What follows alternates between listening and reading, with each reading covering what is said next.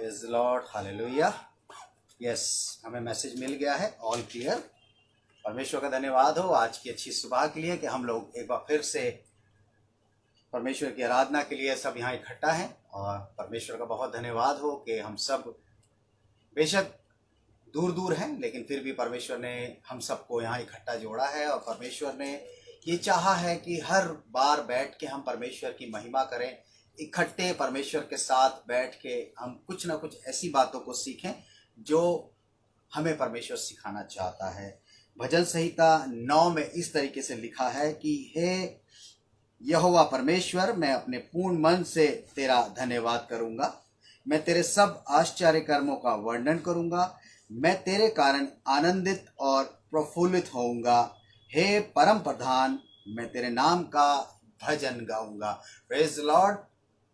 जब इस बात की बारी आती है कि मैं तेरे नाम का भजन गाऊंगा, तो सबसे अच्छी बात यह होती है कि जब हम परमेश्वर के लिए स्तुति करते हैं, परमेश्वर की महिमा करते हैं, परमेश्वर को ऊंचे पर उठाते हैं अपने गीतों के द्वारा, अपने संगीत के द्वारा, अपने इंस्ट्रूमेंट्स के द्वारा। और मुझे बड़ा अच्छा लगता है कि जब वर्शिप में हम लोग होते हैं आराधना के समय, और जब उस वक्त एक ऐसा माहौल होता है कि जब परमेश्वर का सिंहासन हमारे बीच में लगना तैयार होता है। मेरे अजीजों, आप जब हमारे साथ जुड़ गए हैं तो प्रभु आप सबको आशीष दे। आप सभी का स्वागत करता हूं मैं प्रभु यीशु मसीह में, और प्रभु यीशु मसीह आपको बहुत तायत से बरकत देता चला जाए।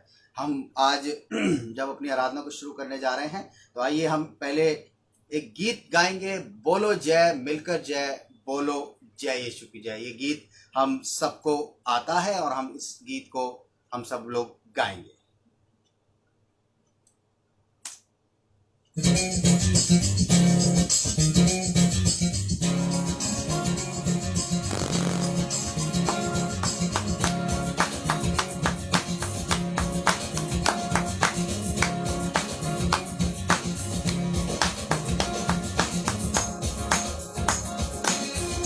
मिलकर जय बोलो जय यीशु की जय, बोलो जय मिलकर जय, बोलो जय यीशु की जय, बोलो जय जय जय।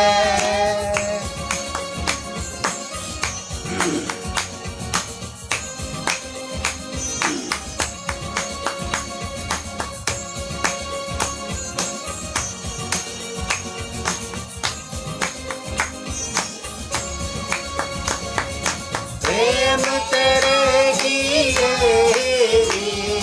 मन में भर दे अपनी भी, प्रेम तेरे दिए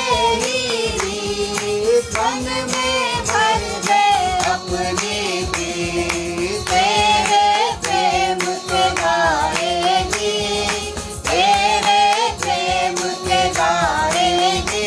बोलो जय मिलकर जय, बोलो जय यीशु की जय, बोलो जय मिलकर जय, बोलो जय यीशु की जय, बोलो जय जय जय।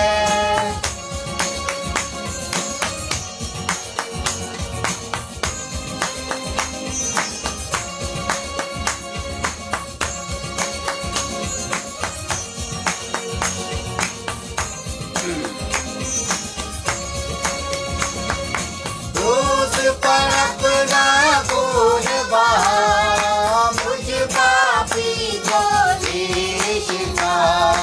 उस पर अपना खून बहा, मुझ पापी को शिफा।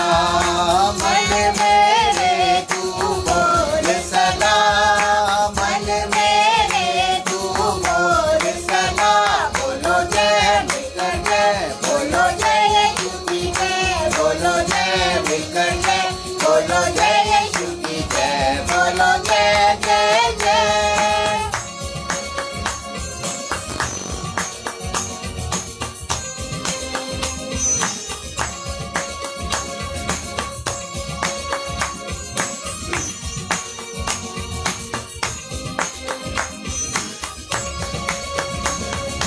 तेरी कुदरत की ये शान, खुद ही दाता खुद ही दान।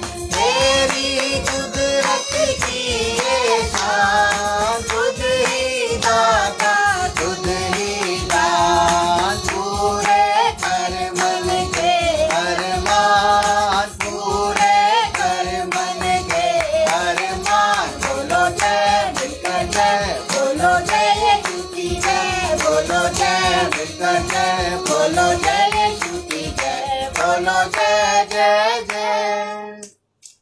Praise the Lord, hallelujah. बोलो जय, मिलकर जय बोलो, जय यीशु की जय। यस मेरे अजीजों, हमारा परमेश्वर ऐसा है कि हम सदा उसकी जय करते रहें, सदा उसको ऊंचे पर उठाते रहें, सदा उसकी प्रशंसा करते रहें। और मेरे अजीजों, सचमुच हमारा यीशु बहुत महान है, बहुत ही अनुग्रहकारी है, बहुत ही दयालु है। जब हम सब जानते हैं कि इस वक्त देश के अंदर और हर शहर के अंदर दोबारा से वही माहौल बनता जा रहा है जो मार्च और अप्रैल में था। दोबारा से हम देखते हैं कि इस महामारी का प्रकोप बढ़ता जा रहा है और बहुत सी न्यूज़ ऐसी सुनने में आ रही है कि दोबारा से वो चीज़ डेवलप हो रही है। लेकिन परमेश्वर का बहुत धन्यवाद कि परमेश्वर ने हमें आज तक इस चीज़ से बचा के रखा हुआ है। बहुत से लोग मैंने देखा है इन दिनों इस महामारी की चपेट में आते जा रहे हैं, लेकिन परमेश्वर का धन्यवाद, बहुत से परमेश्वर के लोग भी इस महामारी की चपेट में आए हैं। लेकिन हम परमेश्वर का ये धन्यवाद करते हैं कि जब जब प्रार्थनाएं हुई उन लोगों के लिए, परमेश्वर ने उनको उस महामारी से निकाला है मेरे अजीजों। और बहुत अच्छी बात है कि परमेश्वर हमारा अपना अनुग्रह हम सब पर हमेशा बना के रखता है। आइए इस वक्त हम भजन संहिता पढ़ेंगे। अपनी बाइबल्स आपके पास अगर आप लेके बैठे हैं तो आप अपनी बाइबल निकाल लें और इस वक्त हम भजन संहिता पढ़ेंगे। सबको जय मसीह की। जय मसीह की। मैं आपके सामने पढ़ूंगी साम 144, भजन संहिता 144। धन्य है यहोवा जो मेरी चट्टान है, वो मेरे हाथों को लड़ने और युद्ध करने के लिए तैयार करता है। वो मेरे लिए करुणा निधान और गढ़, ऊंचा स्थान और छुड़ाने वाला है। वो मेरी ढाल और शरण स्थान है, जो मेरी प्रजा को मेरे वश में कर देता है। हे यहोवा, मनुष्य क्या है कि तू उसकी सुधि लेता है, या आदमी क्या है कि तू उसकी चिंता करता है। मनुष्य तो सांस के समान है, उसके दिन ढलती हुई छाया के समान है। हे यहोवा, अपने स्वर को नीचा करके उतर आ, पहाड़ों को छू, तब उनसे धुआं उठेगा। बिजली कड़कड़ा कर उनको तितर बितर कर दे, अपने तीर चलाकर उनको घबरा दे। अपने हाथ ऊपर से बढ़ाकर मुझे महासागर से उबार, अर्थात परदेशियों के वश से छुड़ा। उनके मुंह से तो व्यर्थ बातें निकलती हैं और उनके दाहिने हाथ से धोखे के काम होते हैं। हे परमेश्वर, मैं तेरी स्तुति का नया गीत गाऊंगा। मैं 10 तार वाली सारंगी बजाकर तेरा भजन गाऊंगा। तू राजाओं का उद्धार करता है और अपने दास दाऊद को तलवार की मार से बचाता है। तू मुझको उबार और परदेशियों के वश से छुड़ा ले, जिनके मुंह से व्यर्थ बातें निकलती हैं और जिनका दाहिना हाथ झूठ का दाहिना हाथ है। जब मेरे बेटे जवानी के समय पौधों के समान बड़े हुए हों और हमारी बेटियां उन कोने वाले खंभों के समान हो जो महल के लिए बनाए जाएं। जब हमारे घर खत्ते भरे रहे और उनमें भांति भांति का अन्न रखा जाए और हमारी भेड़ बकरियां हमारे मैदानों में हजारों हजार बच्चे जने। जब हमारे बैल खूब लदे हुए हों, जब हमें ना विघ्न हो और ना हमारा कहीं जाना हो और ना हमारे चौकों में रोना पीटना हो, तो इस दशा में जो राज्य हो क्या ही धन्य होगा। जिस राज्य का परमेश्वर यहोवा है वह क्या ही धन्य है। परमेश्वर अपने कलाम के पढ़े और सुने जाने पे बरकत दे। Praise the Lord. आइए हम लोग एक गीत और गाएंगे। इस गीत में रेचल भी हमारे साथ गाएंगी।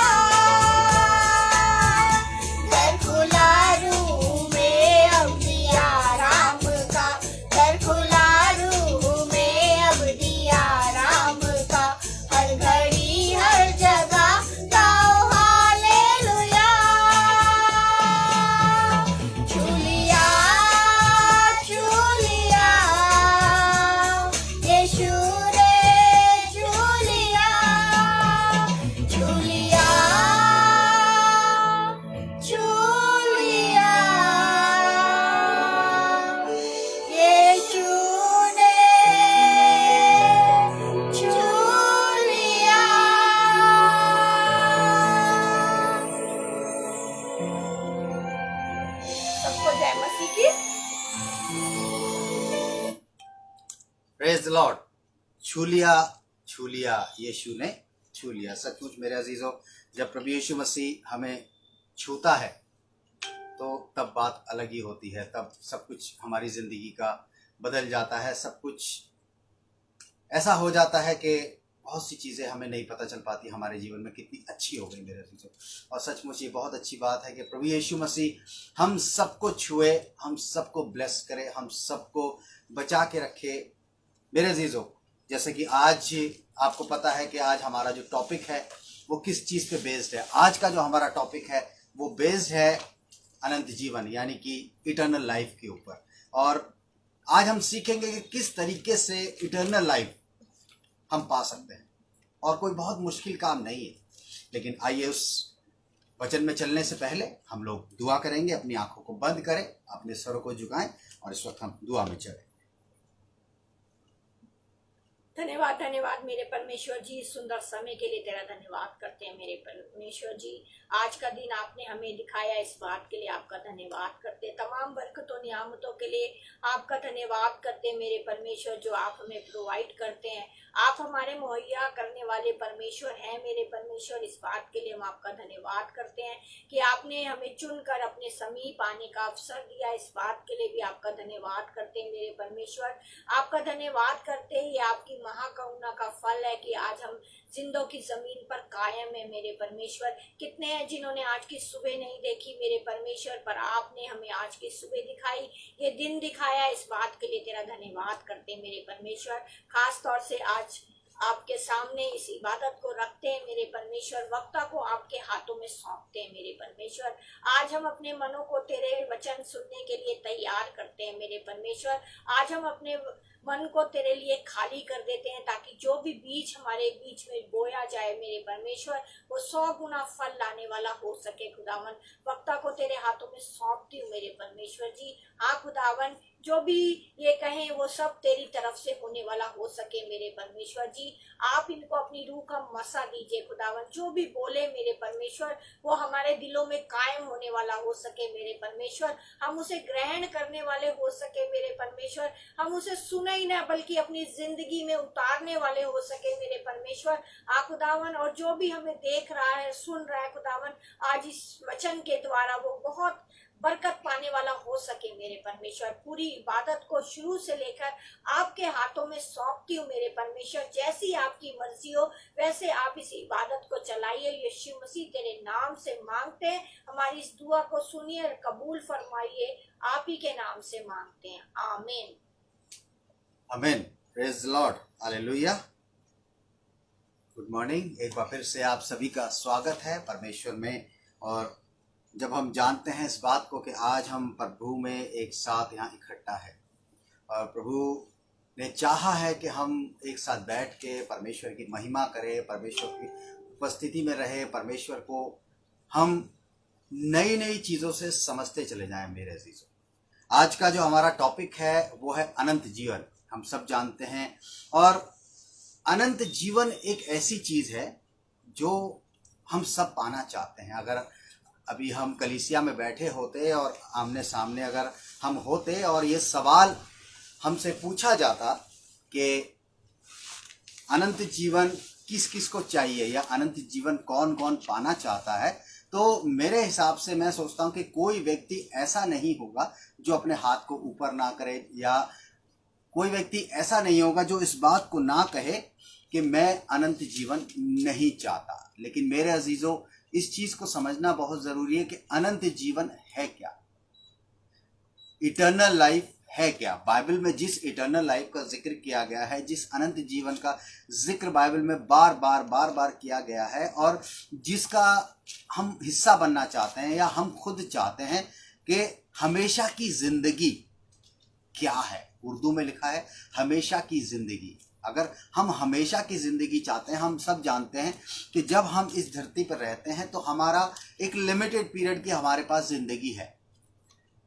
हो सकता है कि किसी के पास 60 साल की हो, किसी के पास 80 साल की हो, किसी के पास 100 साल की हो। बाइबल भी कहती है कि 120 साल नियुक्त कर दिया गया है, अधिक बल के कारण भी हो सकता है। लेकिन क्या ये वाली लाइफ इटर्नल लाइफ है? क्योंकि हम जानते हैं कि एक टाइम ऐसा आएगा कि हम सब मर जाएंगे, हम सब अपने इस बॉडी को छोड़ देंगे, लेकिन क्या इटर्नल लाइफ हम इस जीवन में पा रहे हैं? क्या इटर्नल लाइफ हमारी मरने के बाद हमें मिलेगी? क्या अनंत जीवन हमें मरने के बाद मिलेगा, या इस जिंदगी में भी अनंत जीवन हमारे पास है या नहीं? ये बड़े सोचने वाली बात है। चलिए ज्यादा समय ना गवाते हुए आज का टॉपिक है हमारा कि अनंत जीवन का अधिकारी होने के लिए मैं क्या करूं। हर कोई व्यक्ति पर्सनली इसको ले, इंडिविजुअल रूप से, निजी तरीके से इस चीज को समझें कि अनंत जीवन का अधिकारी होने के लिए मैं क्या करूं।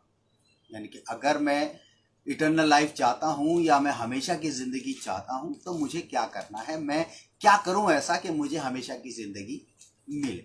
चलिए मेरे साथ आप निकाल लीजिए लूका की पुस्तक, उसका 18वां अध्याय और उसकी 18वीं आयत से। लूका की पुस्तक, उसका 18वां अध्याय और उसकी 18वीं आयत से। जी। किसी सरदार ने उससे पूछा, हे उत्तम गुरु, अनंत जीवन का अधिकारी होने के लिए मैं क्या करूं?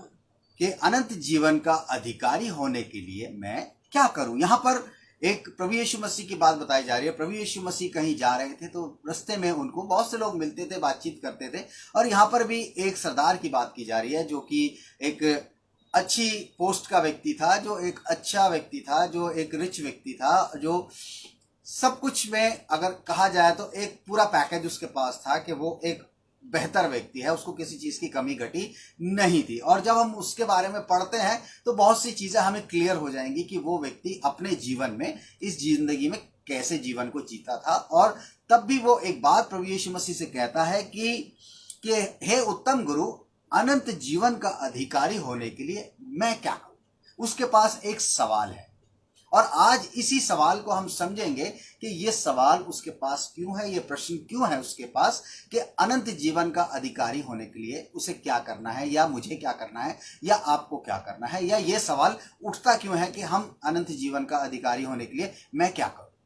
और जब हम उसकी 19वीं आयत पढ़ते हैं तो 19वीं आयत में वो प्रभु यीशु मसीह से कुछ बात कहने की कोशिश करते हैं। जी, क्या कहते हैं वो? यीशु ने उससे कहा, तू मुझे उत्तम क्यों कहता है? कोई उत्तम नहीं, केवल एक अर्थात परमेश्वर। तू आज्ञाओं को तो जानता है, वह विचार न करना, हत्या न करना, और चोरी न करना, झूठी गवाही न देना, जी, अपने पिता और अपनी माता का आदर करना। जी हाँ। अब जब हम इसकी 20वीं आयत को देखते हैं तो 20वीं आयत हमको एक चीज बताने की कोशिश करती है कि प्रभु यीशु मसीह ने उससे कहा कि तू आज्ञाओं को तो जानता है, यानी कि 10 कमांडमेंट्स की बात करने लगे प्रभु यीशु मसीह। अगर हम यहाँ देखते हैं तो वही 10 कमांडमेंट्स यहाँ पर दिखाई जा रही हैं। लिखा है यीशु ने उससे कहा कि तू आज्ञाओं को तो जानता है भाई, है? तो व्यभिचार न करना, हत्या न करना, चोरी न करना, झूठी गवाही न देना, अपने माता पिता का आदर करना, ये हम सब चीजें ये हम कहाँ देखते हैं? ये 10 कमांडमेंट्स में देखते हैं। और 10 कमांडमेंट्स एक ऐसी चीज है जो एक व्यक्ति को, या मसीह में जब हम आते हैं तो हमें बचपन से वो चीजें बताई जाती हैं कि 10 हुक्म को मानना, समझना बहुत जरूरी है कि 10 हुक्म प्रभु ने कैसे दिए थे। परमेश्वर ने 10 हुक्म जो दिए थे वो क्यों दिए थे? एक लॉ दिया था, एक नियम दिए थे जो 10 हुक्म के रूप में आज भी हम पुराने नियम को अगर हम पढ़ते हैं तो ये सारी चीजें हमें वहां मिलती हैं, 10 हुक्म। तो प्रभु यीशु मसीह ने उससे यही कहा कि भाई तू आज्ञाओं को तो जानता है। उसने बड़ा अच्छा जवाब दिया, समझिएगा क्या कहता है वो। उसने कहा मैं तो इन सबको लड़कपन ही से मानता आया हूँ। ये सुन यीशु ने उससे कहा, एक मिनट, यहाँ पर इस बात को समझिए कि उसने कहा कि मैं इन सब को तो लड़कपन से ही मानता आया हूं। मेरे अजीज, लड़कपन से मानने का मतलब यानी कि बचपन से वो इन चीजों को मान रहा है, 10 हुक्मों को फॉलो कर रहा है, इसका मतलब बाइबल पढ़ रहा है। लेकिन उसे फिर भी ये बात नहीं मालूम कि अनंत जीवन का अधिकारी होने के लिए उसे करना क्या है। अगर हम इस बात को समझें कि वो जब बाइबल पढ़ रहा है 10 हुक्म कह रहा है मैं तो मानता हूं, यहां पर वो कहता है मैं पढ़ता नहीं हूं, वो कह रहा है मैं मानता हूं, मैं तो लड़कपन से यानी कि बचपन से इन 10 हुक्मों को मानता आ रहा हूं। 10 हुक्मों को वो मानता हुआ आ रहा है मेरे अजीजों, लेकिन उसे फिर भी ये नहीं मालूम कि अनंत जीवन का अधिकारी होने के लिए उसे करना क्या है, हमेशा की जिंदगी पाने के लिए उसे करना क्या है। यानी कि अगर आप 10 हुक्म पढ़ते हुए आ रहे हैं बचपन से, 10 हुक्मों को मानते आ रहे हैं, तो इसका मतलब आप नहीं जानते हैं। हो सकता है बहुत से लोगों को 10 हुक्म पता हो, लेकिन उन्हें ये नहीं पता होगा कि हमेशा की जिंदगी कैसे पाई जा सकती है, अनंत जीवन कैसे पाया जा सकता है। तो समझने की कोशिश ये करनी है कि अनंत जीवन का अधिकारी होने के लिए करना क्या है, अनंत जीवन का अधिकारी होने के लिए करना क्या है। और अनंत जीवन का अधिकारी होने से पहले तो यह समझना जरूरी है कि अनंत जीवन है क्या, यानी कि इटर्नल लाइफ है क्या। व्हाट इज इटर्नल लाइफ, हमेशा की जिंदगी क्या है जिसे वो चाह रहा था, कह रहा था कि मैं हमेशा की जिंदगी चाहता हूं, मैं अनंत जीवन का अधिकारी, यानी कि वो चाहता है कि उसकी अथॉरिटी उस जीवन के ऊपर हो। हम सब जानते हैं कि जब हम इस जीवन में हैं तो ये जीवन हमारे हाथ में नहीं है। हम जब मर जाएंगे या हमारी डेथ हो जाएगी, हम अपनी इस बॉडी को छोड़ देंगे, तो अनंत जीवन नहीं है, यानी कि हम हमेशा की जिंदगी नहीं जिएंगे। हम इस बॉडी में रह के कभी जिंदगी हमेशा की नहीं जी सकते हैं, लेकिन हम इस बात को समझेंगे कि किस तरीके से इटर्नल लाइफ हमें जीनी है, और पहले यह समझना होगा कि इटर्नल लाइफ है क्या, कि अनंत जीवन है क्या। अगर हम इस बात को समझें कि अनंत जीवन है क्या, तो हमें पता चलेगा कि अनंत जीवन हम कैसे जी सकते हैं या उसका अधिकारी हम कैसे बन सकते हैं। अगर हम इस कहानी को आगे पढ़ेंगे तो हमें पता चलेगा प्रभु यीशु मसीह ने, वो चीज मैं बाद में आपसे डिस्कस करूंगा, लेकिन पहले हम इस चीज को समझेंगे कि किसी चीज की डिमांड वो प्रभु यीशु मसीह से कर रहा है। प्रभु यीशु मसीह से कह रहा है कि हे उत्तम गुरु, यानी कि वो जानता है कि प्रभु यीशु मसीह उत्तम गुरु है, यानी बेस्ट टीचर है, उसको सब कुछ आता है। उसके बाद दूसरी बात ये भी होती है कि वो कहता है कि भाई मैं तो 10 आज्ञाओं को बचपन से मानता हुआ आया हूं, 10 हुक्मों को मैंने बचपन से फॉलो किया है, यानी कि उसके पेरेंट्स ने उसको बचपन से बताया होगा। इसका मतलब यह है कि उसके पेरेंट्स भी बाइबल पढ़ते होंगे, इसका मतलब यह है कि उसके पेरेंट्स भी कलीसियाओं में जाते होंगे। आज के टाइम की बात करते हैं तो एक बच्चा जब मसीही परिवार में पैदा होता है तो उसके पेरेंट्स उसको बचपन से, अगर वो खुद मसीह में है या खुद इस बात को समझाते हैं कि भाई 10 हुक्म याद करने बहुत ज़रूरी है, आए हमारे बाप की दुआ याद करनी बहुत ज़रूरी है, भजन संहिता 23 याद करना बहुत ज़रूरी है। ये चीज़ें कुछ मसीही ज़िंदगी में पर्टिकुलर चीज़ें हैं जो एक मसीह व्यक्ति को अगर नहीं आते हैं तो बड़ा अजीब सा समझा जाता है। अगर किसी मसीह व्यक्ति से कहा जाए कि भाई आप दुआ कीजिए आए हमारे बाप की, और वो कहे जी मुझे तो आती नहीं है, तो सामने वाला बड़ा अजीब सा फील करता है कि भाई इसे तुम ईसाई हो, तुम्हें आए हमारे बाप की दुआ नहीं आती है, तुम्हें कुछ सिखाया नहीं। तो ये बात बड़ी अजीब सी है। 10 हुक्म पूछे जाते हैं, अरे तुम्हें 10 हुक्म नहीं पता, तुम्हें यही नहीं पता कि 10 हुक्म कैसे मिले थे, तुम्हें यही नहीं पता कि 10 हुक्म क्या है। लेकिन यह सरदार जो है ये कह रहा है कि मैं 10 हुक्मों को बचपन से मानता आ रहा हूं, मानता आ रहा है, पढ़ता नहीं आ रहा है, फॉलो करता है। वो कहता है झूठ नहीं बोलना है, चोरी नहीं करनी है, झूठी गवाही नहीं देनी है, हत्या नहीं करनी है, ये सब चीजें वो फॉलो करता हुआ आ रहा है, लेकिन फिर भी इसको नहीं पता कि अनंत जीवन क्या है। और अनंत जीवन क्या है पहले इसे समझना बहुत जरूरी है, तभी हम उसके अधिकारी होने के लिए अपने आप को एलिजिबल कर सकते हैं।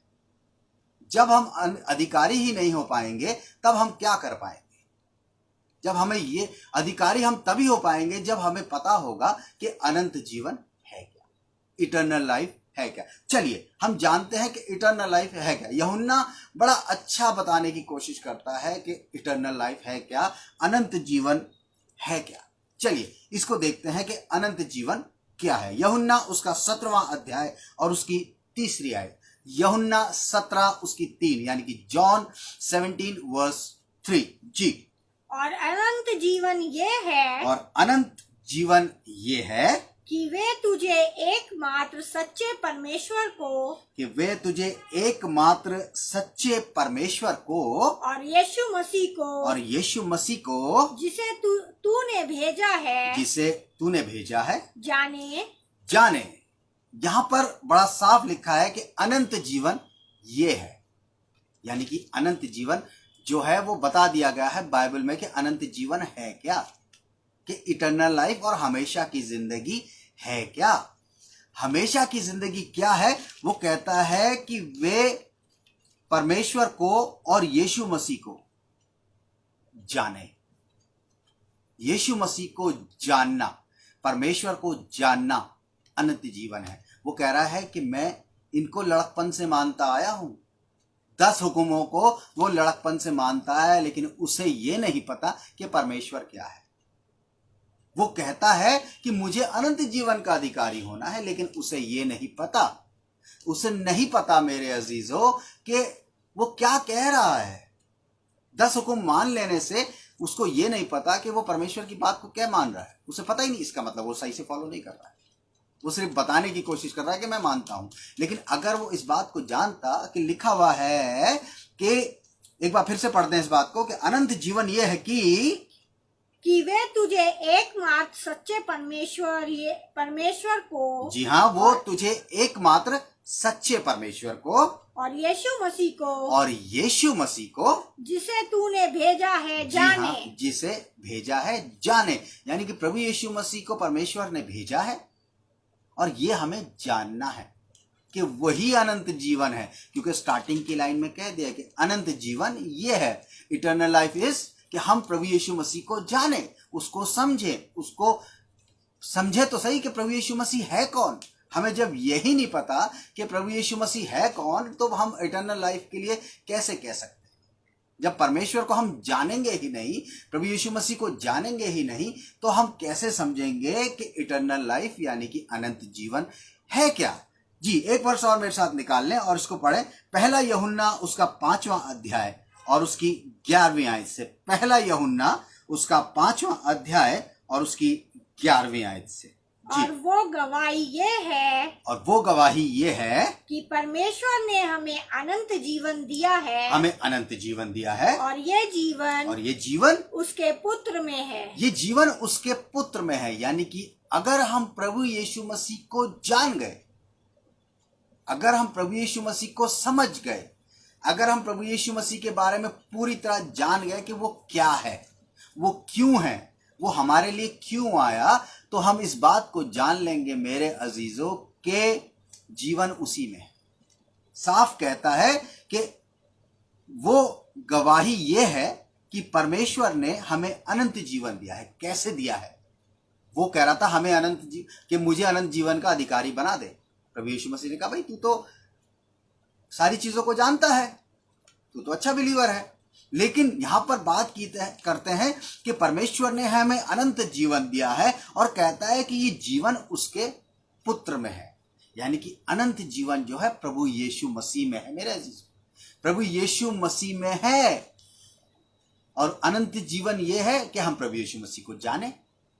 जब जिस चीज के अंदर, अगर हम किसी चीज के बारे में जानना चाहते हैं, तो हमें, अगर मान लीजिए हमें कंप्यूटर के बारे में बात करते हैं, अगर हम कंप्यूटर चलाना, हम चाहते हैं कि कंप्यूटर को हम चलाएं, तो कंप्यूटर को हमें जानना जरूरी है कि वो कैसे चलेगा।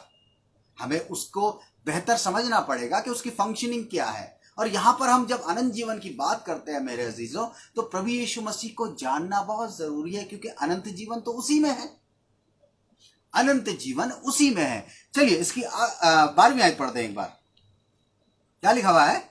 जिसके पास पुत्र है, वो कहता है जिसके पास पुत्र है उसके पास जीवन है, उसके पास जीवन है। यानी कि, एक मिनट, जिसके पास पुत्र है यानी कि प्रभु यीशु मसीह जिसके पास है, उसके पास अनंत जीवन है। मेरे अजीजों, इस बात को बड़े ध्यान से समझने की कोशिश कीजिएगा कि जिसके पास पुत्र नहीं है, यानी प्रभु यीशु मसीह नहीं है, जो प्रभु यीशु मसीह को सिर्फ हम कहने भर से बात नहीं बनेगी कि हम तो बिलीवर है, नहीं, लेकिन प्रभु यीशु मसीह को जानना है, उसकी बातों को समझना है कि वो हमसे चाहता क्या है। हम जब तक उसको जानेंगे नहीं, तब तक अनंत जीवन को नहीं समझ पाएंगे। वो कहता है जिसके पास पुत्र है उसके पास जीवन है, उसके पास जीवन है। और उसके आगे की लाइन समझने की कोशिश कीजिएगा। और जिसके पास परमेश्वर का पुत्र नहीं, और कहता है जिसके पास परमेश्वर का पुत्र नहीं है।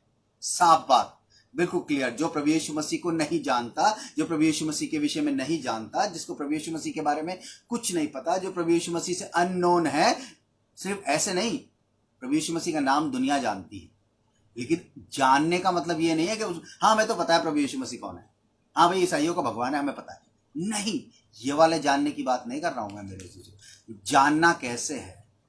जानना ऐसे है कि जो बातें वो कहता है हमें वो समझनी है। हम उसको जानेंगे कैसे? उसका नेचर क्या है, उसका स्वभाव क्या है, वो कैसे काम करता है, वो किस तरीके से हमारे जीवन में आता है, किस तरीके से हमें उसकी बातों को मानना है, हमें ये जानना है उसके बारे में। ये नहीं जानना है कि प्रभु यीशु मसीह ईसाइयों का भगवान है, ये नहीं जानना है। जानना ये है कि वो है कौन सही मायने में, उसकी पूरी हमें जानना पड़ेगा उसको कि वो कैसा क्या है और क्यों है, इस बात को समझना। वो कहता है जिसके पास परमेश्वर का पुत्र नहीं है उसके पास जीवन भी नहीं है, उसके पास जीवन भी नहीं है, यानी कि अनंत जीवन उसके पास नहीं है। तो इस बात से ये तो क्लियर हो जाता है कि अनंत जीवन हमें मरने के बाद नहीं मिलेगा। अनंत जीवन हमें मरने के बाद नहीं मिलेगा। अगर हम इस जीवन में प्रभु यीशु मसीह को हम मरने के बाद थोड़ी जानेंगे, जानेंगे तो हम इसी जीवन में ना मेरे अजीजों, जानेंगे तो हम इसी टाइम में ना, जब हम जीवित हैं, जब हम शरीर में सांस ले रहे हैं, बोल रहे हैं, बात कर रहे हैं, तभी जाके हम प्रभु यीशु मसीह को जानेंगे। मरने के बाद नहीं जानेंगे। मरने के बाद कुछ नहीं होने वाला है। मरने के बाद सिर्फ न्याय होगा। जीते जी अगर हमने प्रभु यीशु मसीह को जान लिया, पहचान लिया, समझ लिया, अपने अंदर उतार लिया, तभी हमें पता चलेगा कि अनंत जीवन क्या है। अनंत जीवन का अधिकारी हम सब होना चाहते हैं, लेकिन प्रभु यीशु मसीह को जानना नहीं चाहते। अगर हम प्रभु यीशु मसीह को साफ, परमेश्वर हमें इस बात, यूहन्ना साफ बात कह देता है कि जिसके पास परमेश्वर का पुत्र नहीं है उसके पास जीवन नहीं है, उसके पास जीवन नहीं है। मेरे अजीजों, 13वीं आयत क्या कहती है इसकी? जी, मैंने तुम्हें जो परमेश्वर के पुत्र के नाम पर विश्वास करते हो, कहता है कि मैंने तुम्हें जो परमेश्वर के पुत्र पर विश्वास करते हो इसलिए लिखा है, इसलिए लिखा है कि तुम जानो कि अनंत जीवन तुम्हारा कि है। अनंत जीवन तुम्हारा है। लिखा है कि जो परमेश्वर के पुत्र के नाम पर विश्वास करते हैं, यानी कि यीशु मसीह पर विश्वास करना। मेरे अजीज, बोलने से विश्वास नहीं होता है, जीवन से विश्वास दिखाई देना चाहिए। विश्वास कब दिखाई देता है?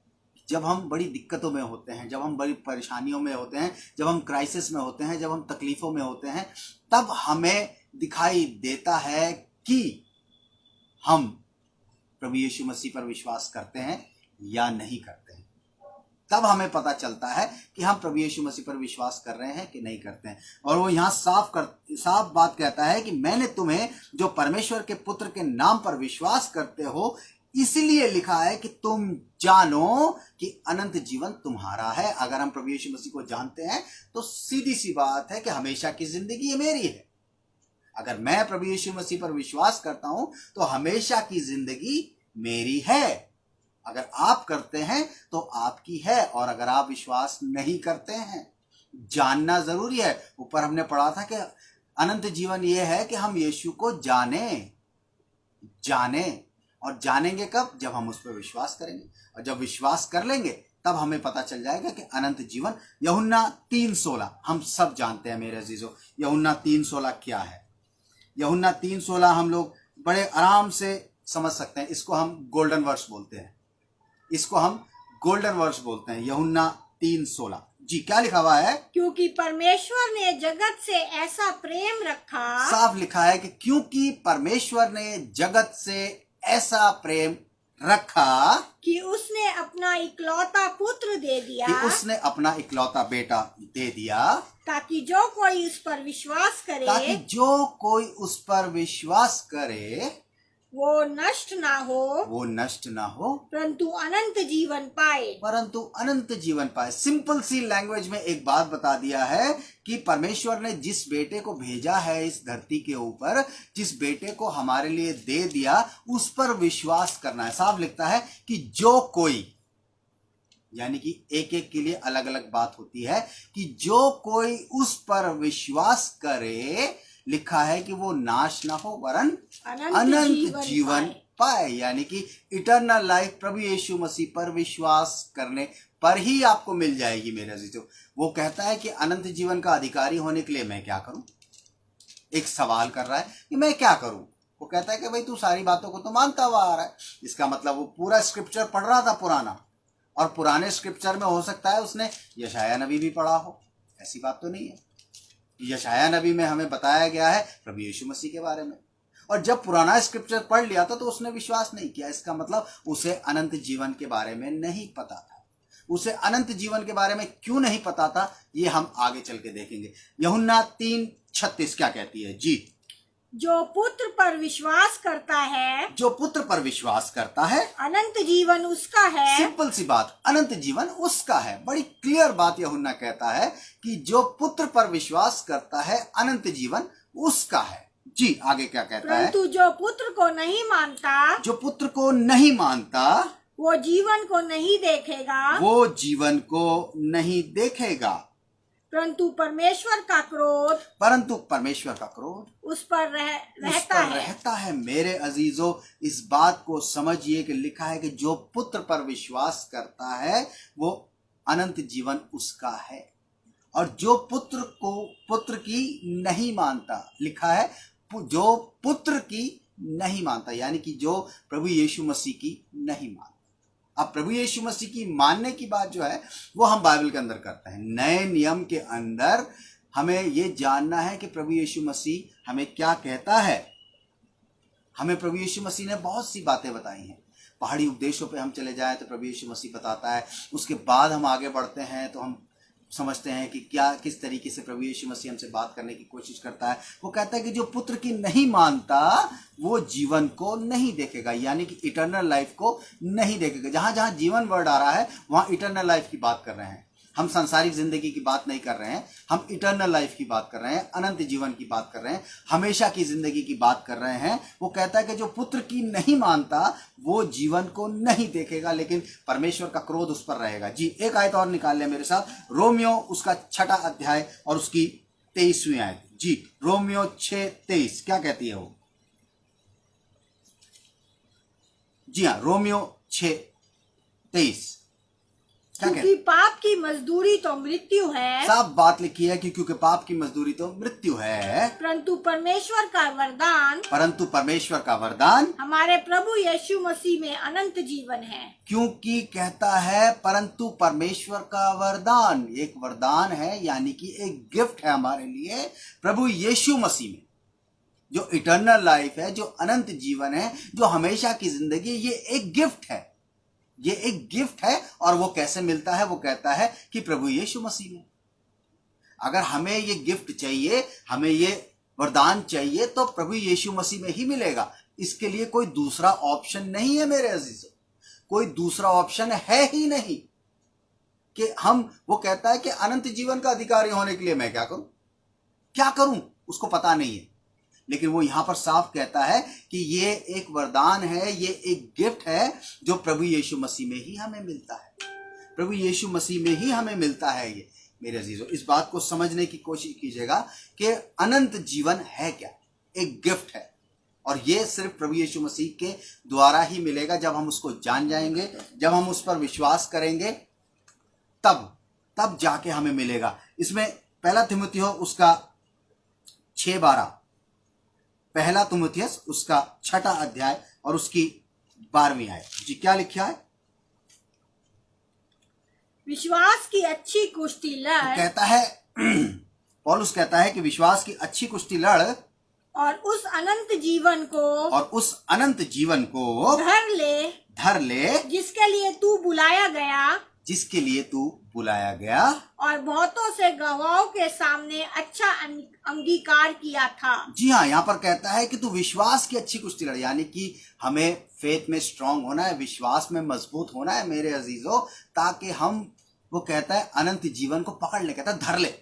एक धर ले शब्द बड़ा अच्छा हिंदी का है कि धर ले भाई, धर ले, पकड़ ले, जल्दी से छोड़ियो मत, धर ले इसको।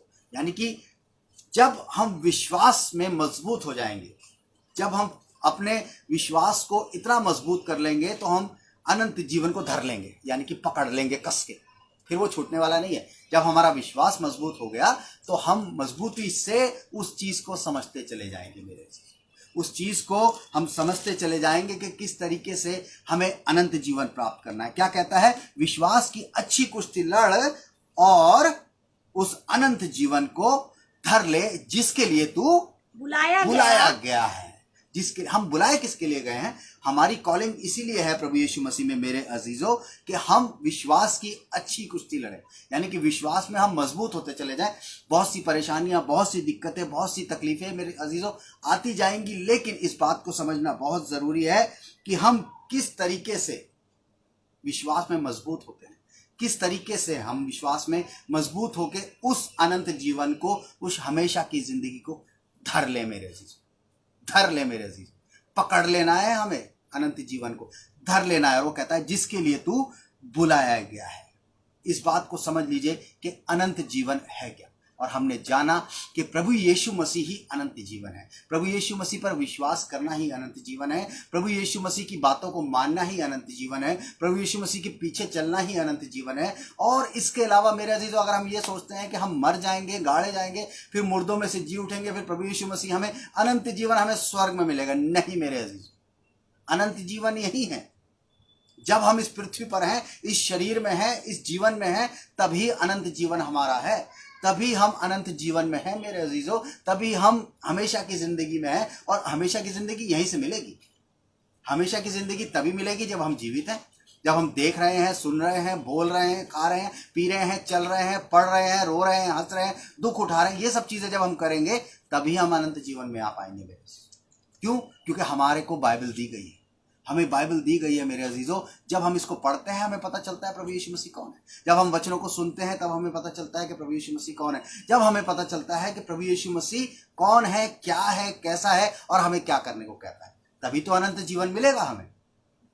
जब हम इन चीजों को मानेंगे ही नहीं, जब हम इन चीजों को समझेंगे ही नहीं, जब हम इन चीजों को पकड़ेंगे ही नहीं, तो हमें कैसे पता चलेगा अनंत जीवन क्या है। हम इस सरदार की बात करते हैं, इस ऐसे व्यक्ति की बात करते हैं जो प्रभु यीशु मसीह के पास आया था। चलिए दोबारा से चलते हैं लूका 18 पे। उसकी बात करते हैं कि वो कह रहा था कि मैं अनंत जीवन का अधिकारी होने के लिए मैं क्या करूं। अब चलिए आगे देखते हैं कि प्रभु यीशु मसीह से उसकी क्या वार्तालाप होती है। अभी हमने समझ लिया कि अनंत जीवन है क्या। अब देखना है कि अनंत जीवन का अधिकारी होने के लिए क्या करना है। जी चलिए लूका उसका 18वां अध्याय और उसकी एक बार 21वीं आयत पढ़ दें। उसने कहा मैं तो इन सब को लड़कपन से ही मानता आया हूँ। ये सुन यीशु ने उससे कहा तुझ में अब भी एक बात की घटी है। यस, वो कहता है कि तुझ में अब भी एक बात की घटी है। घटी हम सब में हो सकती है मेरे अजीज, हम सब में हो सकती है कि हम पाते तो हैं इटर्नल लाइफ, चाहते तो हैं हम इटर्नल लाइफ, हम चाहते हैं कि हमें अनंत जीवन मिले, हम चाहते हैं कि हमेशा की जिंदगी हम पाएं, हम चाहते हैं कि हमेशा की जिंदगी हमारी हो जाए। लेकिन करना क्या है उसके लिए? करना भी तो पड़ेगा, कुछ ना कुछ हमें करना पड़ेगा। जब प्रभु यीशु मसीह के बारे में लिखा है कि परमेश्वर ने जगत से ऐसा प्रेम रखा, यानी कि आज भी वो प्रेम रखा है उसने। 2000 साल पहले खत्म नहीं हो गया वो कि प्रभु यीशु मसीह को उसने भेजा, चल भाई सूली पे चढ़ जा, हो गया तेरा काम खत्म, दैट्स ऑल। नहीं, वो आज भी इस बात को कहता है कि प्रभु परमेश्वर ने जगत से ऐसा प्रेम रखा कि आज भी कंटिन्यूअस वो प्रेम है कि अपना इकलौता बेटा दे दिया कि जो कोई उस पर विश्वास करे, जो कोई उस पर विश्वास करे वो नाश ना हो, अनंत जीवन पाए। विश्वास करने पर अनंत जीवन पाए। और जब हम यहां बात करते हैं तो प्रभु यीशु मसीह ने उससे कहा कि भाई तू सारी बातों को तो मानता हुआ आ गया, लेकिन अब भी तुझ में एक बात की घटी है।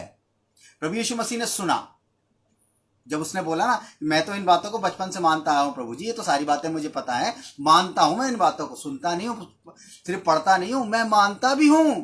तो प्रभु यीशु मसीह ने एक बात कहा, ये सुन यीशु ने उससे कहा। यीशु ने उसको सुना। ऐसी बात नहीं है कि प्रभु यीशु मसीह आपको सुनेगा नहीं। जब आप कहेंगे मुझे तो 10 हुक्म याद है, मुझे तो आए हमारे बाप की दुआ याद है, मुझे तो भजन संहिता 119 भी याद है, अगर आप इस बात को कहते हैं।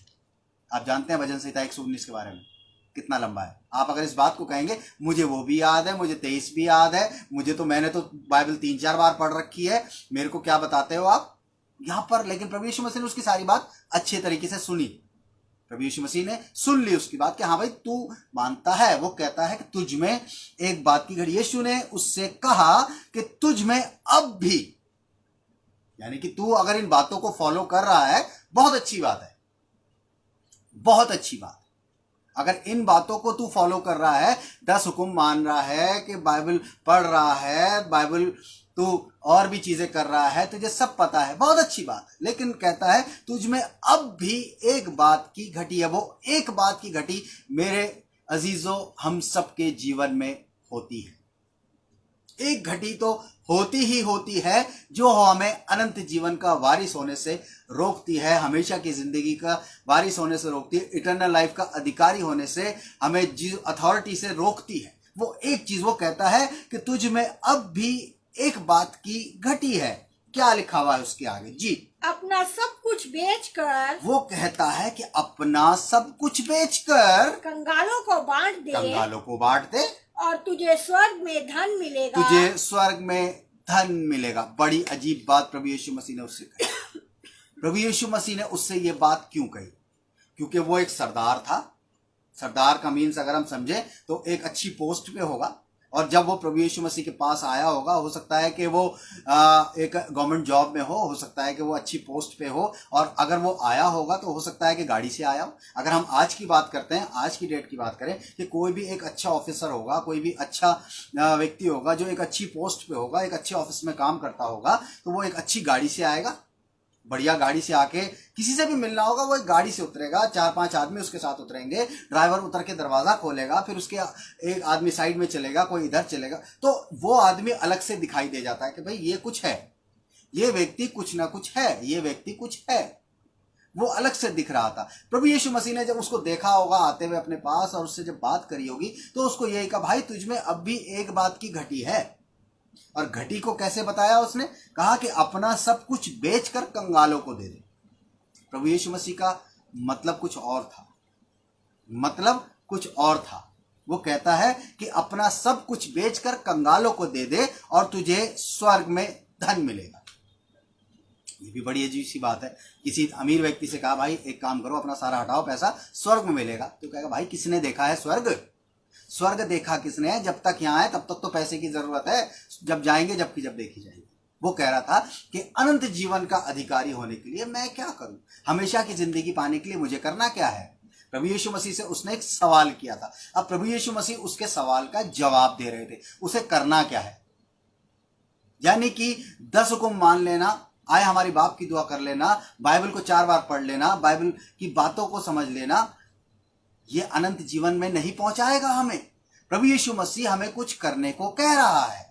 प्रभु यीशु मसीह उस व्यक्ति से कुछ करने को कह रहा है। उसकी सारी बातें सुन ली, लेकिन अब उसको कुछ करने को कह रहा है। उसने कहा, क्या करूं? अगर कोई हमसे पूछता है कि भैया ये काम करना है, क्या करूं इसके लिए, तो हम बताते हैं उसे कि यार तुम ये कर लो। हम उसको बताते हैं करना क्या है। वो हमें बताएगा, जी मैं ये तो कर आया हूं। वो हम सुन लेंगे कि हाँ ठीक है तुमने ये कर लिया, लेकिन अब ये करो। अब जो करना है वो बहुत जरूरी है। वो कहता है कि तुझ में एक बात की घटी है। प्रभु यीशु मसीह ने उसकी घटी को पकड़ लिया, कि उसकी कमी को देख लिया कि उसमें कमी क्या है। कहता है कि तू अपना सब कुछ बेचकर कंगालों को दे दे, तुझे स्वर्ग में धन मिलेगा। और अब कुछ करने की बारी है। क्या करना है जी? और आकर मेरे पीछे हो ले। और आकर मेरे पीछे हो ले। ये कैसी बात कर दी प्रभु जी है? अभी तो बंगला बनवाया है, अभी तो BMW खरीदी है, अभी तो ये किया है, और आप कह रहे हो भैया इसको निकालो और मेरे पीछे आ जाओ। कैसी बेकार की बात कर रहे हो? ये कोई बात थोड़ी है। अनंत जीवन पाने के लिए ये सब थोड़ी अच्छी बात है? मैं तो इसलिए आया था कि आपको सही सा रास्ता, आराम का रास्ता बता दोगे कि भाई ठीक है अनंत जीवन पा, तू 10 हुक्म मानता, चल मिल गया तेरे को। तूने 4 बार बाइबल पढ़ के तुम्हें मिल गया, तू हर संडे चर्च जाता, चल तुझे मिल गया। नहीं मेरे अजीजों, कुछ सेक्रीफाइस के लिए प्रभु यीशु मसीह कह रहा है। सेक्रीफाइस के बगैर आपको इटर्नल लाइफ मिलने वाली नहीं है। और यहां पर सेक्रीफाइस ऐसा मांग लिया प्रभु यीशु मसीह ने कि उसके तो मेरे ख्याल से पता नहीं क्या बोलूंगा मैं उसको, क्या उसको हो सकता है कि पैरों तले उसकी जमीन निकल गई होगी उस वक्त, जब प्रभु यीशु मसीह ने कहा होगा, भाई तेरे में एक कमी है। हाँ प्रभु जी बताओ क्या कमी है? प्रभु ने कहा होगा, भाई एक काम कर, जितना तेरे पास पैसा है ना वो सब बेच दे, जितनी चीजें बेच दे, ये गाड़ी बेच दे। हो सकता है प्रभु ने ये बोला होगा, भाई जिस गाड़ी में तू आया इसको बेच दे और गरीबों को दे दे, बेचारे गरीबों को काम आ जाएगी। हैं? और कहता लिखा है कि बेचकर कंगालों में बांट दे। एक प्रोसेसिंग प्रभु यीशु मसीह ने बताई है करना क्या है। कहता है कि पहले तो अपना माल बेच और गरीबों में बांट। ये दो काम तो करने हैं, पहले इन कामों को कर ले। तीसरा काम क्या है कि फिर मेरे पीछे आ जा, फिर मेरे पीछे आ जा। उसने सोचा होगा घर बैठ के प्रभु जी को ऐसा रास्ता बता देंगे कि एक काम करना, तुम 3 बार दुआ करते हो, अब एक काम करना 4 बार दुआ करना, कोई बात नहीं, और फास्टिंग के साथ दुआ करना। अच्छा एक काम करना, 10 हुक्म मानते हो, चलो ठीक है, अब एक काम करना पहाड़ी उपदेश भी मानने लगना। लेकिन प्रभु यीशु मसीह ने तो उसे कुछ और ही कह दिया। प्रभु यीशु मसीह ने तो उसे कुछ और ही कह दिया कि अनंत जीवन का अधिकारी होने के लिए भाई पहले तो अपना पैसा दे दे और फिर तू मेरे पीछे आ जा। और जब हम पीछे आने की बात करते हैं प्रभु यीशु मसीह के लिए, तो प्रभु यीशु मसीह की बात बड़ी अच्छी एक बाइबल में लिखी हुई है कि प्रभु यीशु मसीह पीछे आने वाले के लिए एक बात कहता है। लूका उसका 9वां अध्याय और उसकी 57वीं आयत से लिखा हुआ है। पढ़ेंगे हम इसको। लूका उसका 57वां और 9वां अध्याय और उसकी 57, ल्यूक चैप्टर 9 वर्स 57 से हम शुरू करेंगे। जी क्या लिखा हुआ है यहाँ पर? लूका उसका 9वां अध्याय और उसकी 57वीं आयत। जी क्या लिखा हुआ है, एक बार इसको पढ़ दे। जब वे मार्ग में जा रहे प्रभु यीशु थे, मसीह अपने चेलों के साथ मार्ग में जा रहे थे, तो किसी ने उससे कहा, यानी कि कोई आया होगा रास्ते में चलता चलता, प्रभु यीशु मसीह बातें करता हुआ जा रहा होगा अपने चेलों के साथ, भाई ऐसा होता है, स्वर्ग ऐसा है, ऐसा होगा, ये बात ऐसी है। वो सुनता हुआ जा रहा होगा, सकता है भीड़ में पीछे पीछे सुनता हुआ जा रहा हो। और वो कहता है, क्या कहता है? किसी ने आकर उससे कहा, जहाँ जहाँ तू जाएगा, ध्यान से सुनिएगा, कमिटमेंट हो रही है किसी चीज की, कि जहां जहां तू जाएगा मैं तेरे पीछे हो लूंगा। मैं तेरे पीछे हो लूंगा। अभी बिना सोचे समझे लोग कमिटमेंट कर देते हैं। बिना सोचे समझे कमिटमेंट है मेरे अजीजों, कि जहां सिर्फ बातें सुन के कि जहां जहां तू जाएगा मैं तेरे पीछे हो लूंगा।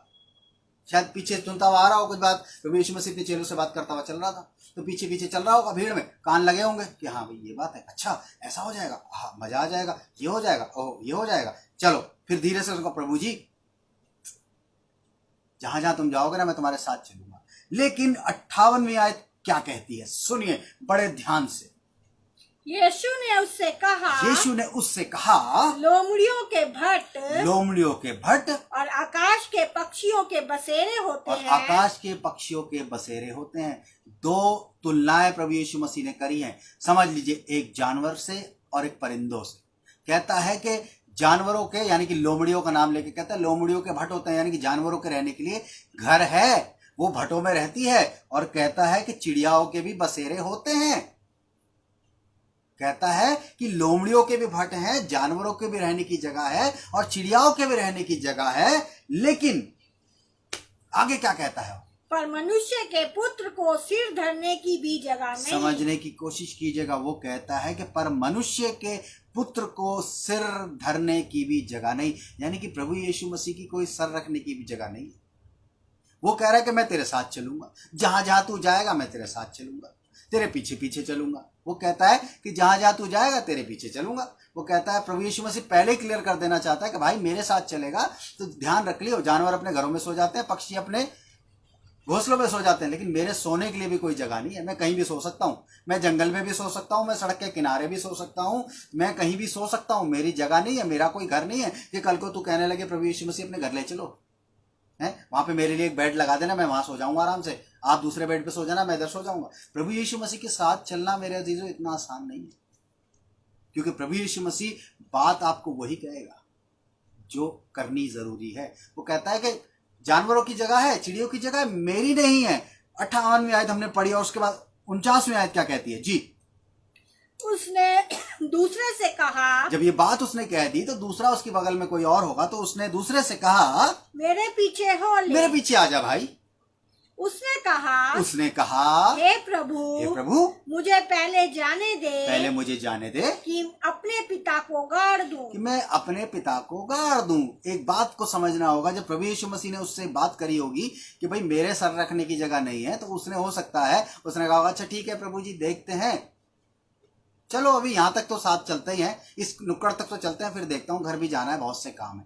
कुछ एक्सक्यूज करके वो निकल गया होगा और उसका साथी कोई चल रहा होगा, नहीं प्रभु जी चलो आगे तक चलते हैं। तब उसने कहा कि भाई ठीक है तू मेरे साथ हो ले, जब तू इतना आगे आ गया तो तू मेरे साथ हो ले, प्रभु यीशु मसीह ने उससे कहा कि क्या लिखा हुआ है उसकी, उसने दूसरे से कहा मेरे पीछे हो ले। उसने कहा हे प्रभु मुझे पहले जाने दे कि अपने पिता को गाड़ दूं। कि मैं अपने पिता को गाड़ आऊं। इसका मतलब ये नहीं है मेरे अजीजों कि उसके पिता की डेड बॉडी घर में पड़ी होगी, कि वो प्रभु यीशु मसीह के साथ घूम रहा है और उसको पता उसके बाप की बॉडी घर में पड़ी है और वो कह रहा है कि प्रभु जी 1 मिनट रुको, मैं जरा अपने बाप को दफनाया हूं, फिर आता हूं आपके पीछे फ्री होके।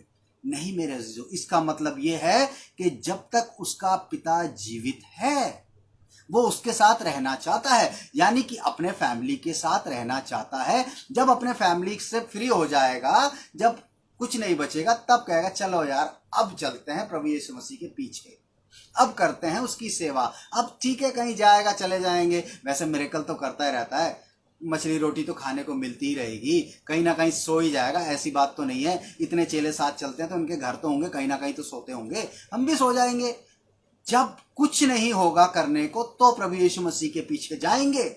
सेक्रीफाइस नहीं है, एक्सक्यूज है यहाँ पर, यहाँ एक्सक्यूज है। प्रभु जी 1 मिनट थोड़ी देर रुक जाओ, अभी मेरा बाप बस समझ लो कि 60 साल का है, बस कितने 2-3 साल जिएगा, उसके बाद मैं आ जाऊंगा आपके पीछे। नहीं मेरे, उसे क्या पता वो कितने साल जिएगा, हो सकता है 80 साल जी जाए, 90 साल जी जाए, 100 साल जी जाए। और मेरे अजीजों 30 साल 35 साल प्रभु यीशु मसीह वेट कर रहा है कि हाँ भाई फलाना आएगा, वो कह गया था कि मैं आ रहा हूं अपने पिता को गाड़ के, तब चलूंगा साथ में। यहां पर समझने की बात यह है मेरे अजीजों, जब प्रभु यीशु मसीह कह रहा है कि मेरे पीछे हो ले, तो एक्सक्यूज क्यों है? जब प्रभु यीशु मसीह ने सब कुछ छोड़ के हमारे लिए अपनी जान दे दी, सब कुछ छोड़ आया, अपने पिता के घर को छोड़ दिया, अपनी लग्जरी छोड़ दी, अपना सिंहासन छोड़ दिया, सब कुछ छोड़ के इस धरती पर सिर्फ इसलिए आ गया कि वो हमें अनंत जीवन दे सके, हमें इटर्नल लाइफ दे सके। हमसे अपना परिवार नहीं छूटता, हमसे अपनी लग्जरी नहीं छूटती, हमसे अपनी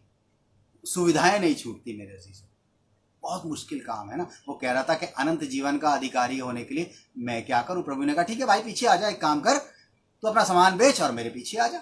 और यहां पर भी हम देखते हैं कि उसने क्या बोला कि प्रभु जी रुक जाओ, पहले पिता को गाड़ी आऊं। चलिए अब जवाब सुनते हैं, आगे पढ़ते हैं एक बार और इसको आगे। उसने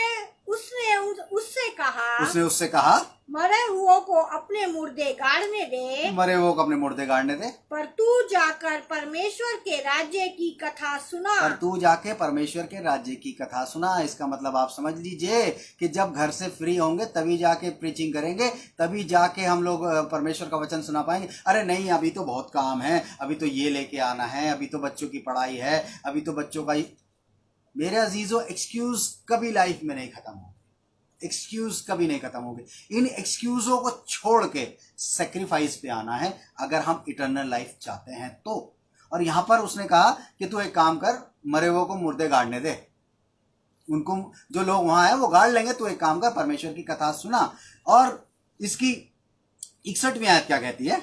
एक और ने भी कहा, वहां पर एक और आ गया जी, हे प्रभु मैं तेरे पीछे हो लूंगा। मैं भी प्रभु जी आपके पीछे आ जाऊंगा, पर पहले मुझे जाने दे कि अपने घर के लोगों से विदा ले तो मैं एक को एक्साइटमेंट आ गई होगी कि भाई ये कह रहा है कि मैं अपने पिता को गाड़ी आऊं, चलो मैं भी एक बात करता हूँ, एक प्रभु जी एक काम करता हूँ, मैं भी आपके पीछे चलूंगा, लेकिन एक काम करता हूँ, मैं जरा एक बार फैमिली वालों को बताया हूँ कि मैं प्रभु यीशु मसीह के पास जा रहा हूँ।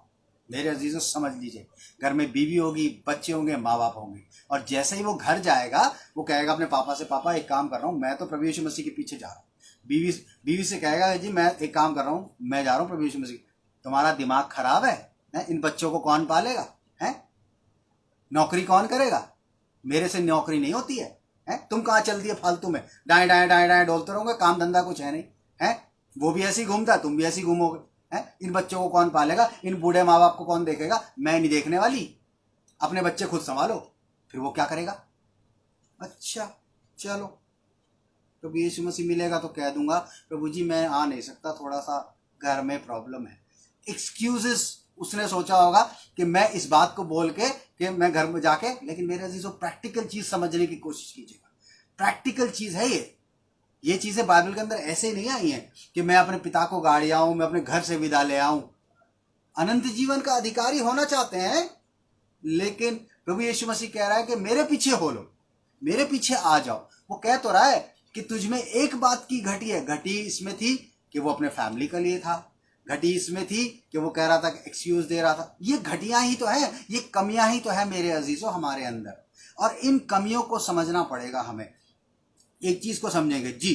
दोबारा से निकाल लें मेरे साथ लूका 18 जब हम उसको पढ़ रहे थे, अब इसको हम लेके आएंगे लास्ट में। प्रभु यीशु मसीह ने उससे कहा कि भाई तुझमें एक बात की कमी है कि अपना कंगालों को भेज दे। अभी हमने देखा कि और लोगों ने भी किस तरीके से प्रभु यीशु मसीह को एक्सक्यूज दिए। आज की डेट में भी यही होता है मेरे से, एक्सक्यूज बहुत इजीली एक्सक्यूज। अरे भैया अभी रुक जाओ, अरे 2 घंटे के बाद देख लेंगे ना, अभी रुक तो जाओ, वो कौन सा भगे जा रहे हैं, अरे कोई बात नहीं देख लेंगे, क्या दिक्कत है। वो एक्सक्यूज एक्सक्यूज एक्सक्यूज। अब प्रभु यीशु मसीह ने, अगर प्रभु यीशु मसीह, परमेश्वर ने प्रभु यीशु मसीह को भेजा था, और प्रभु यीशु मसीह कहता है ऐसा है पिताजी मैं नहीं जा रहा हूँ, वो मुझे मारेंगे पीटेंगे क्रूस पे टांग देंगे, हैं रहने दो ना, अरे किसी और को भेज दो ना। अच्छा चलो एक काम करना, थोड़े दिन के बाद भेज देना, चलो 1 हफ्ते के बाद चला जाऊंगा, अरे थोड़ा सा टाल लो। लेकिन एक बड़ी अच्छी बात हम समझते हैं कि प्रभु यीशु मसीह गतसमनी बाग में गया था, वहां वो दुआ उस पर, praise Lord, hallelujah, praise Lord. थोड़ा नेटवर्क प्रॉब्लम हो गया बीच में। हम इस चीज को समझेंगे कि किस तरीके से उस व्यक्ति को प्रभु यीशु मसीह ने कहा कि तू अपना धन बेच दे और मेरे पीछे आए। उसके बाद क्या हुआ जी, 23वीं आयत। वो ये सुनकर, ध्यान से सुनिएगा, जब प्रभु यीशु मसीह ने उसे करने को कहा, पहले आके प्रभु यीशु मसीह से सवाल करता है कि अनंत जीवन का अधिकारी होने के लिए प्रभु जी मैं क्या करूं बताओ। और जब प्रभु यीशु मसीह ने बताया कि तुझे करना क्या है, तो क्या होता है देखिए। वो ये सुनकर बहुत उदास हुआ क्योंकि वो बड़ा धनी था। मेरे को लगता है कि शायद साउंड नहीं आ रहा है। Hallelujah, praise Lord. थोड़ा सा नेटवर्क का दिक्कत कभी कभी हो जाता है, लेकिन हम इस चीज को समझेंगे कि नेटवर्क, प्रेज लॉर्ड। अगर आपको साउंड पहुंच रहा है तो आप हमें नोटिफाई कर दें। Hallelujah, praise Lord, thank you. पता चल गया है कि सब ठीक हो गया है। तो चलिए 23वीं आयत एक बार फिर से हम देखते हैं क्या कहता है वो। तब चलो जी 23वीं आयत इसकी 18 की। वो ये सुनकर बड़ा उदास हुआ, लिखा है कि वो ये सुनकर बड़ा उदास हो गया क्योंकि वो बड़ा धनी था। उसमें एक बात, धनी होना कोई गलत बात नहीं है मेरे अजीजों, अमीर होना कोई गलत बात नहीं है मेरे अजीजों, लेकिन उस धन के पीछे भागना वो गलत है, वो एक घटी है। हमारे जीवनों में बहुत सी, जरूरी नहीं है कि हम सब अमीर हों, जरूरी नहीं है कि हम बहुत लग्जरियस हों, जरूरी नहीं है, लेकिन एक एक कमी, एक एक घटी हम सबके जीवन में हो सकती है। हमें ये देखना है, उसके जीवन में तो ये घटी थी कि भाई वो अमीर था, प्रभु ने उसको उसके हिसाब से कहा, कि भाई एक काम कर कि अगर तू इन सब बातों को मानता है तो अपना माल बेच दे गरीबों को और मेरे पीछे आ जा।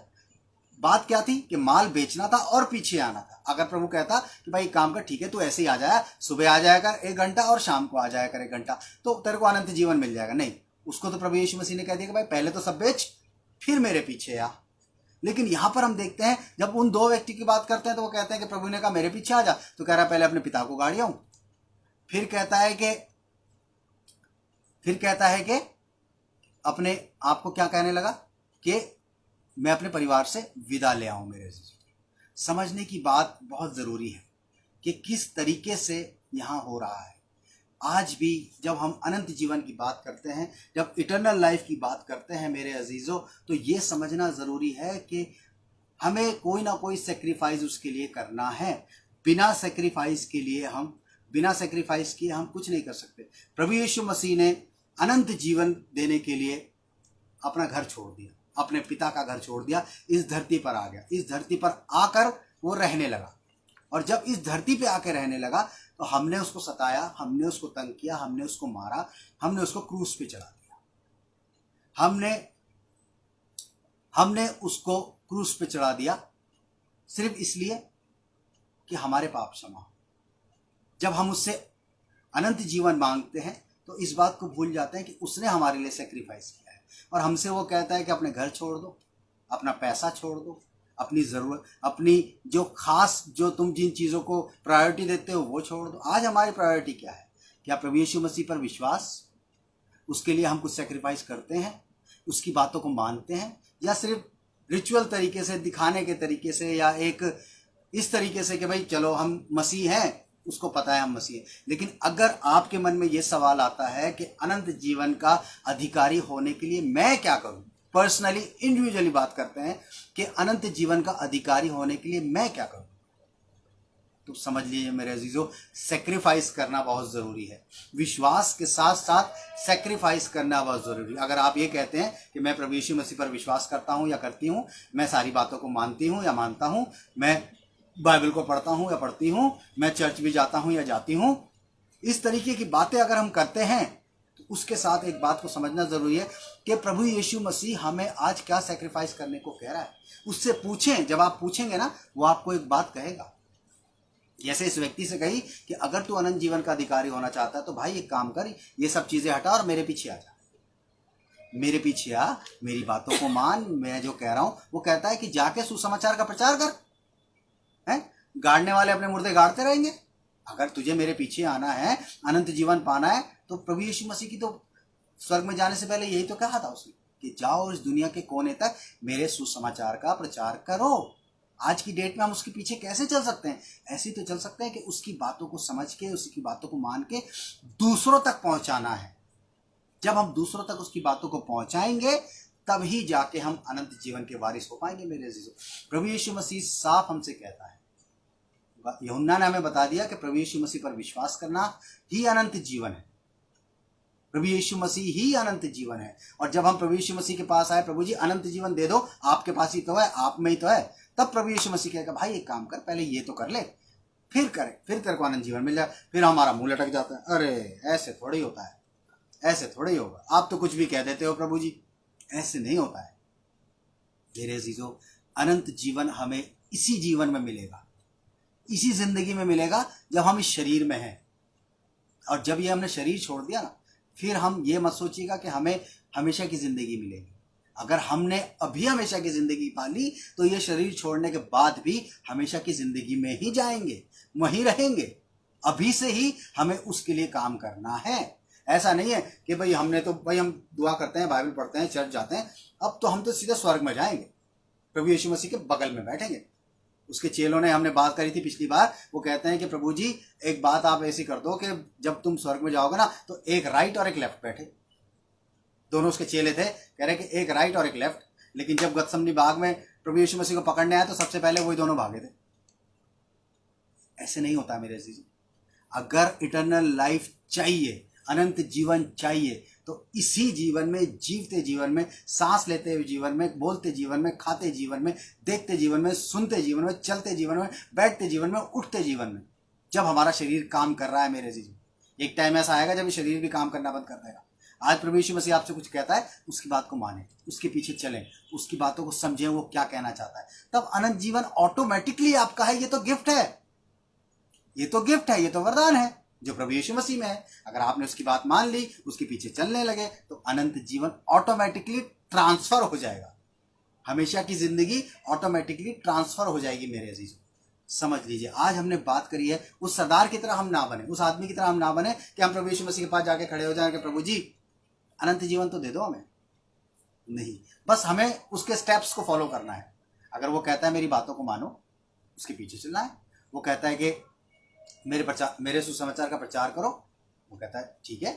जो जो बातें वो हमें बताएगा, अगर हम उसको फॉलो करते चले गए मेरे अजीजों, तो ऑटोमेटिकली अनंत जीवन, हमेशा की जिंदगी, इटर्नल लाइफ हमें मिल गई है इसी जीवन में। और जब हम ये शरीर छोड़ेंगे तो चिंता की कोई बात नहीं है, चिंता की कोई बात नहीं है। ये तो मिट्टी है और इसे मिट्टी में ही जाना है, लेकिन जो इसके अंदर है, जो इसके अंदर है, उसे इटर्नल लाइफ चाहिए, उसे ही हमेशा की जिंदगी चाहिए। इस शरीर की कोई वो नहीं, ये खत्म हो जाएगा, सबका खत्म होना है, लेकिन जब इसमें से जो आत्मा निकल के जाएगी, उसको कहाँ जाना है?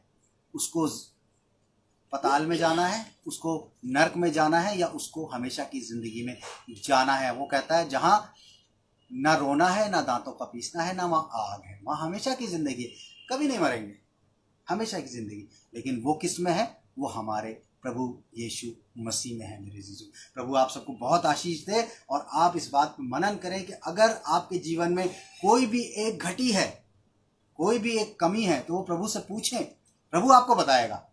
प्रभु यीशु मसीह वो खुद ही बता रहा है ना कि भाई तुझ में एक घटी है, उसे नहीं पता था कि उसमें क्या घटी है। हो सकता है कि वो अपनी बाकी चीजों से ज्यादा, प्रभु यीशु मसीह से ज्यादा वो अपने पैसे के ऊपर, पैसे को तवज्जो देता होगा, वो अपने फैमिलीज को तवज्जो दे रहे थे, लेकिन ये घटी तो है। अगर प्रभु यीशु मसीह कहता है कि जो कोई सब कुछ छोड़कर मेरे पीछे आएगा वो ही मेरा चेला है, सब कुछ छोड़कर, इसका मतलब ये नहीं है कि वो आपसे सब कुछ छुड़वाना चाहता है, वो सिर्फ ये देखना चाहता है कि आप उसकी बात मानते भी हैं कि नहीं। उसकी बात भी तो माननी जरूरी है ना, उसकी बात मानिए मेरे चीज।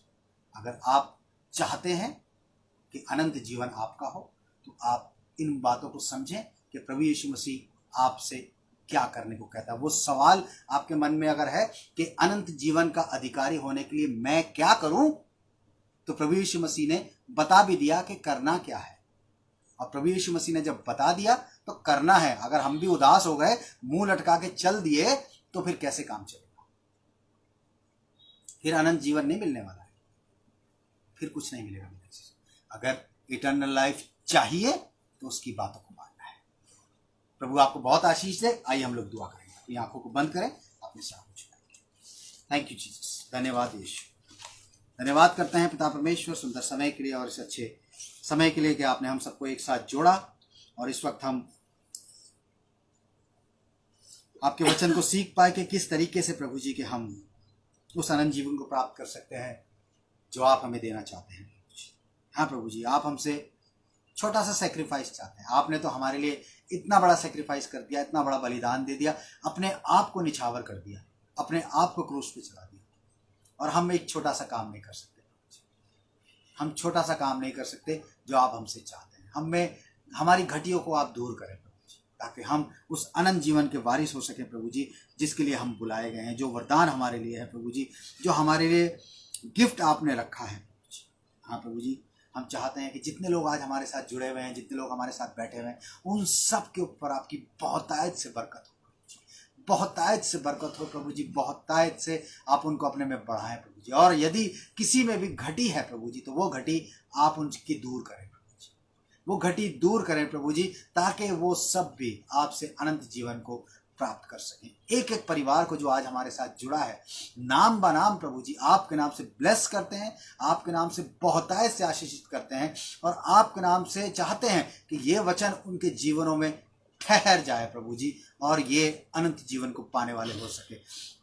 क्योंकि प्रभु जी हम जानते हैं कि एक भी आत्मा अगर बचाई जाती है तो आपके स्वर्ग में आनंद होता है प्रभु जी। हम चाहते हैं कि सारे लोग बचाए जाएं और आपके अनंत जीवन को प्राप्त करें, ताकि आपकी महिमा सदा होती चली जाए प्रभु जी। इस वक्त प्रार्थना करते हैं प्रभु जी, कुछ लोगों का बर्थडे है तो प्रभु जी उनके लिए प्रार्थना करते हैं। इस वक्त प्रार्थना करते हैं भाई अमित वॉटसन के लिए, जबकि उनका जन्मदिन आज है प्रभु जी। उनको आप बहुत आयत से बरकत दें प्रभु जी, उनके पिछले जीवन में जो भी कमी घटी रही है उसको आप पूरा करें प्रभु जी। जबकि वो आपकी खिदमत में है प्रभु जी, तो हम चाहते हैं उनको बढ़ाएं, उनके परिवार को बढ़ाएं और उनको बहुत आयत से बरकत दें प्रभु जी, ताकि आने वाला साल उनके लिए आशीष का कारण हो सके। इस वक्त प्रार्थना करते हैं बहन प्रीति मसीह के लिए प्रभु जी, जिनका जन्मदिन 22 तारीख को है प्रभु जी। उनको भी आप संभाल के रखें प्रभु जी, अपना दया बड़ा हाथ उनके ऊपर रखें, उनकी ज़रूरतों को पूरा करें प्रभु जी।